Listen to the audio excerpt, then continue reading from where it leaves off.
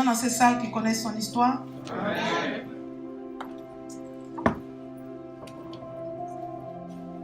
Nous allons prendre ensemble nos Bibles dans le livre de Luc.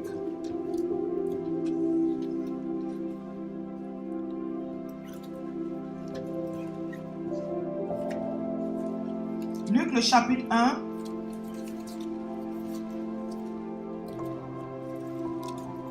Du verset 5 au verset 11.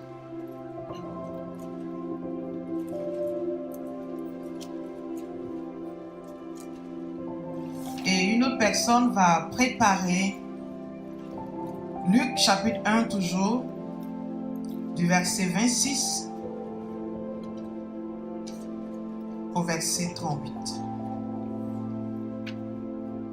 Ce week-end, il est à l'honneur, notre Jésus-Christ de Nazareth. Est-ce qu'on peut se tenir debout pour ceux qui peuvent lire ensemble la parole de Dieu?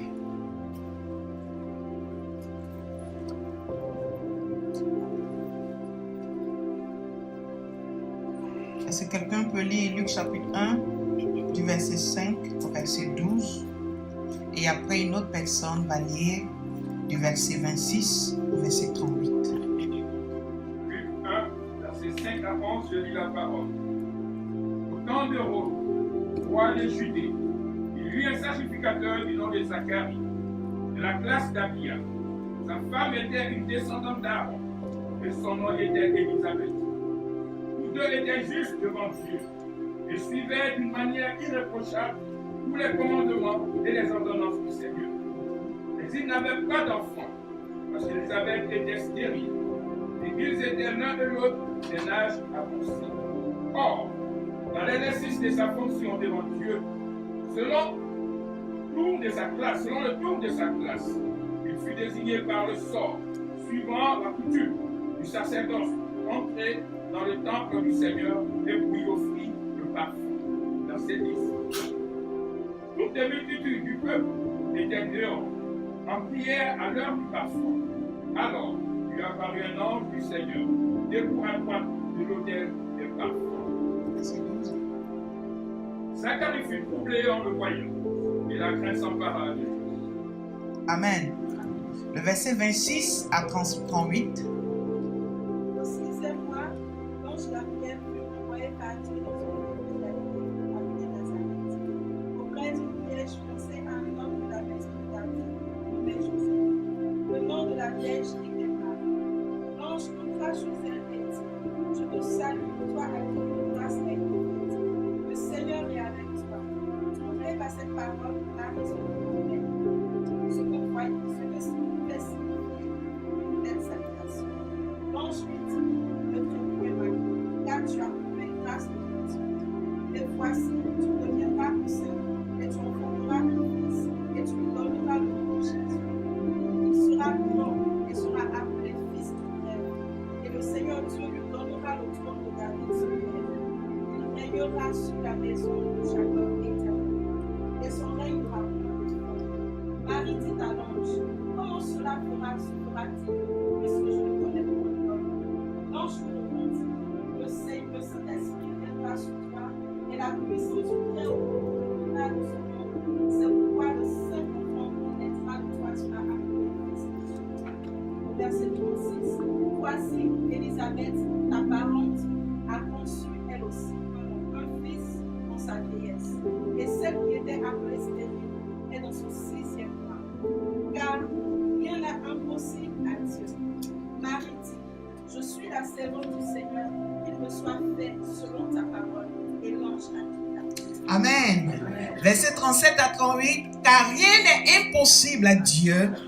Marie dit: Voici la servante du Seigneur, qu'il me soit fait selon ta parole. Et l'ange s'éloigna d'elle. Nous allons prier ensemble. Père, nous te bénissons pour ce dimanche. Nous te bénissons pour la santé que tu nous donnes. Nous te bénissons pour ce culte, Seigneur, ta présence qui est en ce lieu. Nous prions maintenant que nos cœurs reçoivent cette semence, Seigneur. Que ta parole germe en chacun de nous et que nous soyons ce que toi tu veux.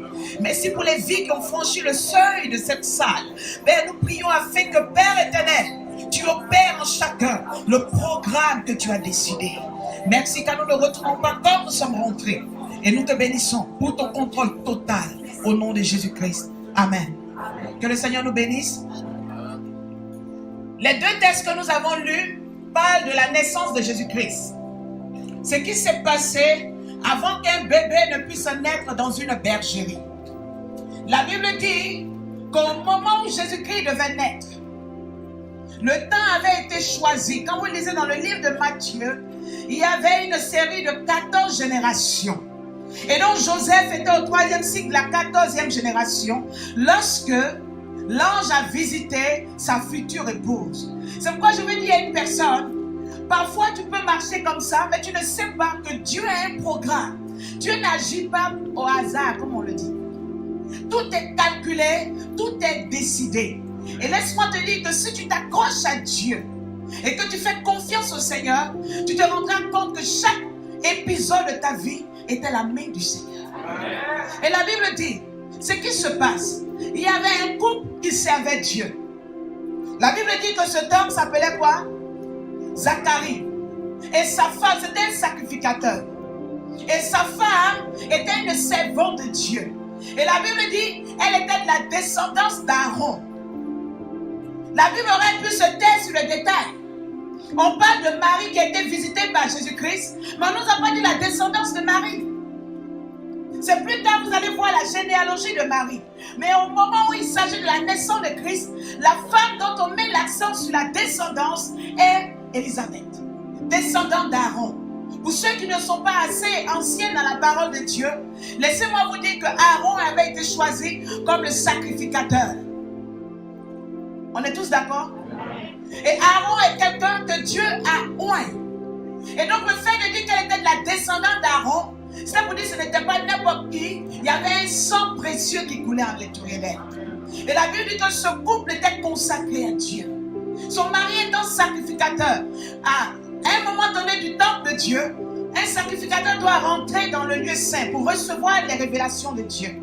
Et un tirage au sort a été fait parmi les sacrificateurs. Et c'est Zacharie, son mari, qui a été choisi. En d'autres termes, cet homme était un homme pur. Cet homme était un homme qui se consacrait à Dieu. Lui et sa femme étaient entièrement engagés dans les choses de Dieu. Mais laissez-moi vous dire que tout ceci n'a pas empêché la femme d'être stérile. Elle était de la descendance d'Aaron. Un sang glorieux coulait à l'intérieur d'elle. Son mari était consacré à Dieu. Il aimait le Seigneur, mais elle était stérile. La Bible ne dit pas qu'Élisabeth était une jeune dame. Quand au bout de 3 ans, tu n'as pas un enfant, il y a de l'espoir. Mais la Bible dit que c'était une femme. Et son mari était âgé au point où lorsqu'on lui a dit que sa femme va enfanter, il dit, ou bien c'est pas dans vos Bibles. C'est écrit dans vos Bibles. Hein? On dit, quand on lui a dit que sa femme va enfanter, il dit, c'est une affaire. Hein? Mais bon, comme Seigneur tu as dit, on peut dire quoi? Tu es le Dieu de l'impossible. En d'autres termes, ils avaient classé le dossier et ils se consacraient à Dieu. Et ce matin, je suis venu pour la résurrection des dossiers classés. La résurrection des dossiers classés. Oh, ils ont cassé le dossier et ils servaient Dieu. Et ils se sont trouvés une raison. De toutes les manières, nous servons le Seigneur. De toutes les manières, nous avons donné notre vie à Dieu. Nous sommes utiles entre les mains du Seigneur. Et les hommes pouvaient dire des choses dehors, mais ils se consacraient à l'Éternel. Mais la Bible dit que Zacharie rentre dans le temple et il se rend compte qu'il y a un ange, il a peur. Il est allé rencontrer Dieu. Et il voit une présence glorieuse venant de Dieu, il a peur. Mais pourquoi as-tu peur lorsque tu allais rencontrer quelqu'un et que ce quelqu'un se présente à toi? Je parle à quelqu'un? Parce qu'il n'était plus habitué à voir cette gloire. Et on va monter ce matin. Il est rentré, c'était une habitude, c'était un rituel. Chaque fois il partait, il faisait ce qu'il avait à faire, il repartait. Mais ce jour-là, quelque chose était différent. Alors il avait peur de l'inconnu. Qu'est-ce qui va se passer ici?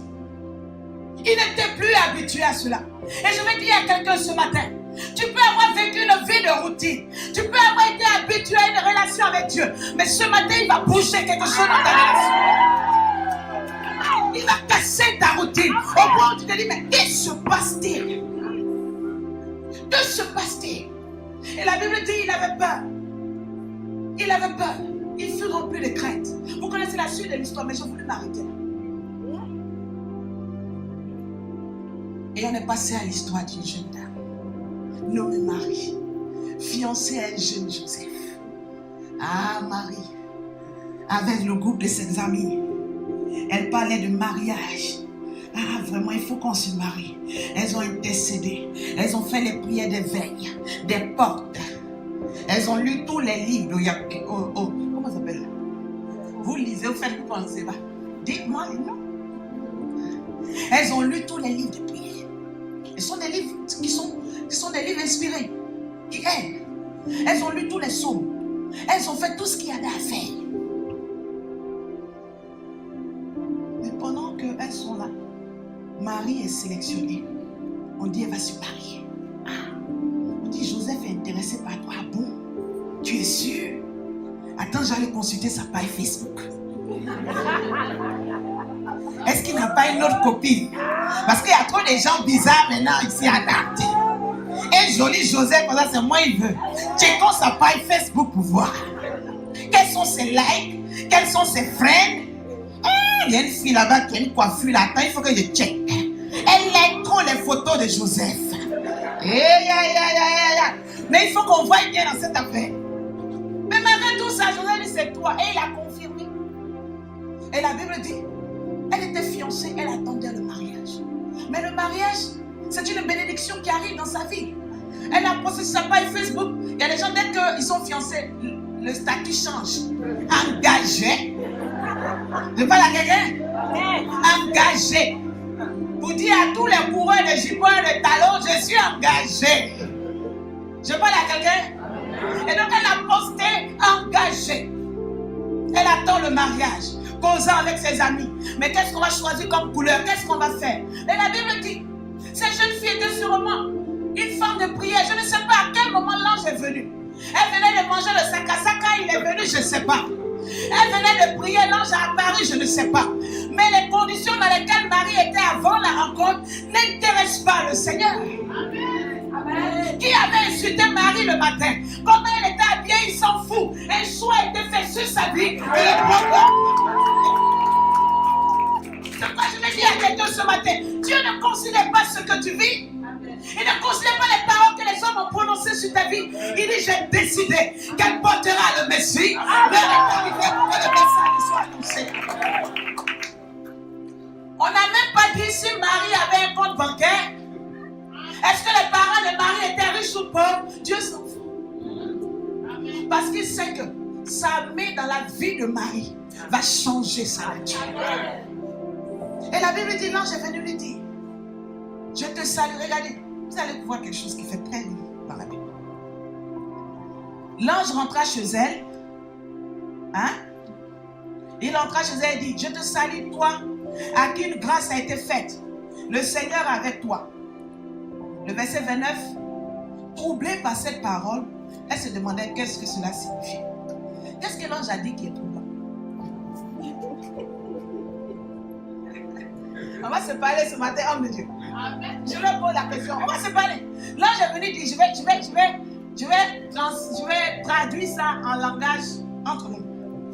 L'ange dit, bonjour demoiselle.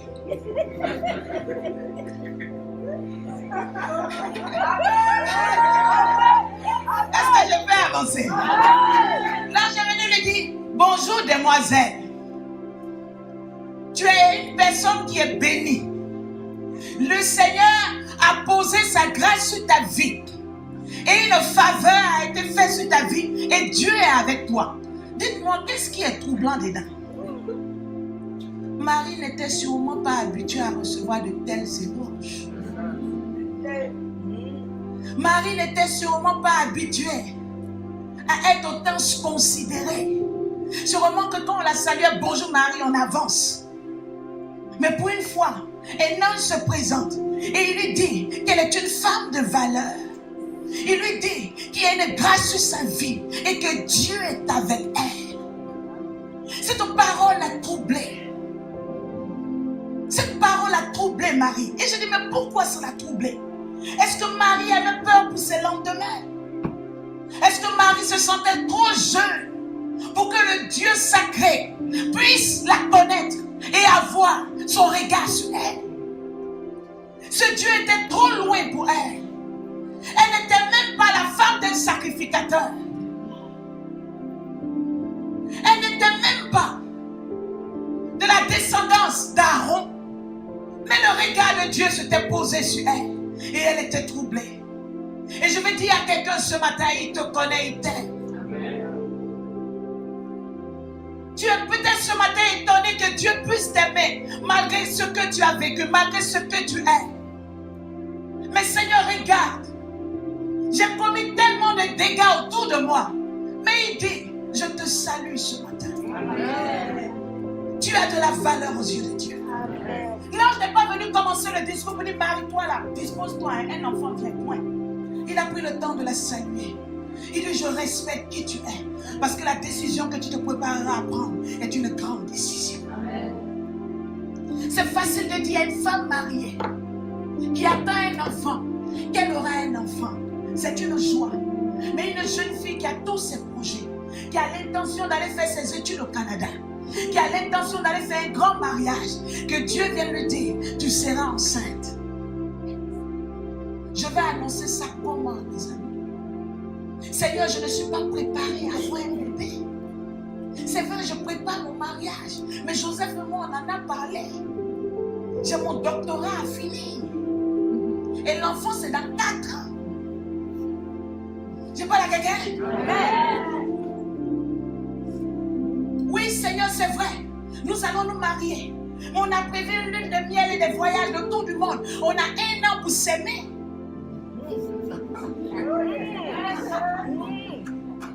Et on ne s'est même pas encore marié. Et tu me dis, je vais être enceinte. Mais que vont dire les parents de Joseph? Jésus-Christ va venir dans ma vie, c'est vrai. J'en ai entendu parler que le Messie doit venir sur la terre. Mais est-ce que tu pouvais simplement attendre que je me marie, que je fasse mes enfants, et après, je peux le mettre au monde? C'est la plus simple, non? Mais l'ange de Dieu, et si tu étais venu un peu plus tôt, où je ne connais pas les parents de Joseph, mon nom ne sera pas gâté quelque part. Je suis une simple inconnue, je suis enceinte, j'ai dit c'est Dieu qui m'a enceinté et c'est fini. Allô? Est-ce qu'on se parle ce matin? Tu aurais pu venir 6 mois plus tôt, mais 6 mois plus tôt, il allait à une autre adresse. Je parle à quelqu'un? Vous allez me comprendre tout à l'heure. 6 mois plus tôt, il allait à une autre adresse. Ils étaient mariés, Zacharie et sa femme. Le Messie ne devait pas venir là-bas. Le Messie est venu chez Marie. Zacharie a reçu Jean-Baptiste. Il devait précéder Jésus-Christ. Il devait précéder Jésus-Christ. Et donc il devait être conçu avant Jésus-Christ. Je vais dire à quelqu'un, Dieu ne travaille pas dans le désordre. C'est pourquoi ne te précipite pas à déclencher les bénédictions si ce n'est pas dans le timing de Dieu. Amen. Vous savez qu'en tant que chrétien, on peut déclencher des choses. Ah, là, le peuple en train de me regarder, c'est vraiment, dis-moi, je vais déclencher l'affaire là. Les sœurs, est-ce qu'on se comprend? Maman, tes filles me regardent, ils donnent, c'est votre enfant, ça appuie sur l'accélérateur là.